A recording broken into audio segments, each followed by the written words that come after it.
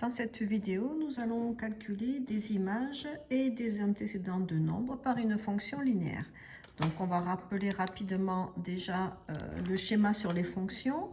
On a une machine à calculer que l'on appelle fonction. Et cette machine à calculer, on va lui introduire un nombre qu'on appelle x et qui s'appelle l'antécédent, ou du moins un antécédent.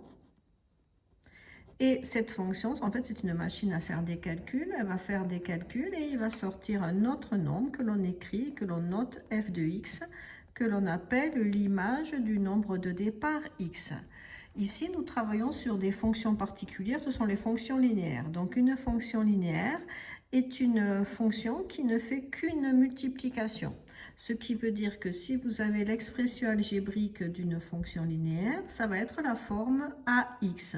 On prend un nombre et on le multiplie toujours par a. A s'appelle le coefficient de la fonction linéaire. Ici, le coefficient vaut moins 2. Et dans cette deuxième question, ce coefficient fait 3. Donc, si je reprends l'exercice, on a maintenant la fonction de coefficient moins 2. Donc, on peut écrire l'expression algébrique f de x égale moins 2x, puisque a vaut moins 2. Donc, au début, je cherche l'image de moins 3, ce qui veut dire que moins 3, je le trouve dans cette zone-là. Donc, il nous suffit de remplacer x par moins 3. Donc, on écrit l'image de moins 3 que l'on note f de moins 3. C'est moins 2 multiplié par moins 3. Conclusion, f de moins 3 vaut 6. Et on peut écrire que l'image de moins 3 est 6. On peut refaire la même chose pour le deuxième calcul. Cette fois-ci, je garde la même fonction. F de x égale moins 2x. Et je veux calculer l'image de 10 tiers. Sachant que 10 tiers n'est pas un nombre décimal, on va faire le calcul avec la fraction directement 10 tiers.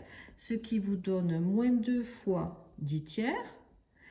On peut, si vous le désirez, mettre le 1 comme dénominateur. Comme ça, nous avons la multiplication de deux fractions.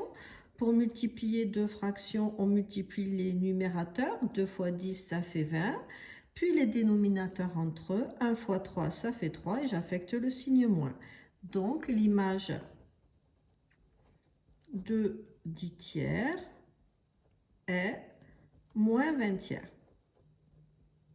Passons maintenant à la deuxième question, c'est l'antécédent de 7. Si je cherche l'antécédent de 7, ça veut dire que cette fois-ci, 7, c'est le nombre d'arrivées. Conclusion, cette fonction, je vais l'appeler g. On avait au départ la fonction linéaire de coefficient 3, donc son expression algébrique, c'est 3x. Et je sais que le nombre d'arrivées, donc l'image, c'est 7. Conclusion, je cherche le nombre x tel que 3x égale 7.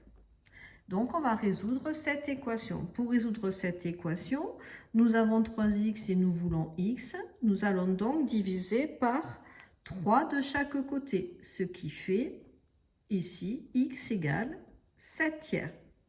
Conclusion, l'antécédent de 7 est 7 tiers. Donc, on se rappelle le mot antécédent avant, le mot image, le vocabulaire image, c'est le nombre d'arrivées, et une fonction linéaire, c'est une fonction qui ne fait qu'une seule multiplication, et le coefficient, on l'appelle a.